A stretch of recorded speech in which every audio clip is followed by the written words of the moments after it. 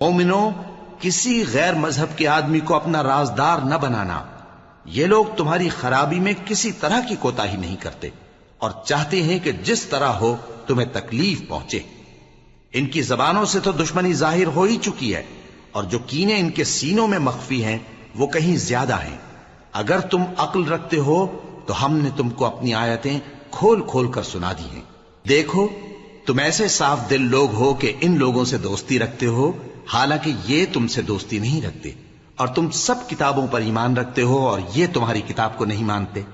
اور جب تم سے ملتے ہیں تو کہتے ہیں ہم ایمان لے آئے ہیں، اور جب تنہا ہوتے ہیں تو تم پر غصے کے سبب انگلیاں کاٹ کاٹ کھاتی ہیں.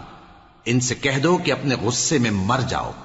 اللہ تمہارے دلوں کی باتوں سے خوب واقف ہے. اگر تمہیں آسودگی حاصل ہو تو ان کو بری لگتی ہے، اور اگر تمہیں رنج پہنچے تو خوش ہوتی ہیں.